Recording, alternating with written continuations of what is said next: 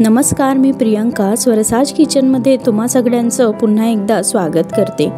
आज आपण प्रत्येक चाटमध्ये लागणारी अशी चिंचगुळाची आंबट गोड चटणी बनवणार आहोत। अगदी सोप्या पद्धतीने म्हणजेच कुकरमध्येही आपण चटणी बनवणार आहोत। यासाठी 2 वाटी चिंच मी घेतली आहे व 1 वाटी गूळ आपण घेणार आहोत। चिंचेतल्या बिया आधीच काढून घेतल्या होत्या। आता एका लहान कुकरमध्ये मी 1 ते 1.5 ग्लास पाणी घालून घेत आहे व यात आपण चिंच आणि गूळ घालणार आहोत। चिंच गुळाचं प्रमाण तुम्ही थोडं कमी जास्त देखील करू शकतात। त्यानंतर यात मी 1 चमचा काश्मीरी लाल तिखट घालत आहे।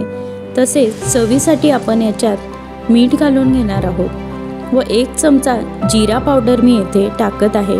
तुम्ही हवे असल्यास चाट मसाला देखील घालू शकतात। हे सगळं मिश्रण आपण एकत्र करून घेणार आहोत व कुकरला आपल्याला 2 शिट्ट्या करून घ्यायच्या आहेत, जेणेकरून अगदी छान आपली चिंच शिजेल। तुम्ही पाहू शकता 2 शिट्ट्यांनंतर चिंच आणि गूळ अगदी एकजीव झालेला आहे।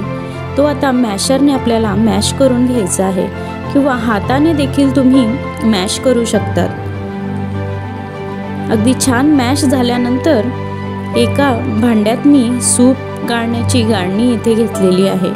त्यात आपण हे मिश्रण घालणार आहोत व चमच्याच्या सहाय्याने आपण याला गाळून घेणार आहोत। अगदी घट्ट अशी आपली ही चटणी बनते।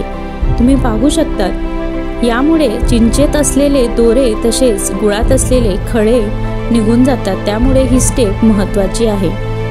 थोडंसं वरून पाणी घालून उरलेला गर देखील आपण याचप्रमाणे काढून घेणार आहोत। अगदी छान ही चिंच गुळाची चटणी प्रत्येक चाट सोबत तुम्ही खाऊ शकता।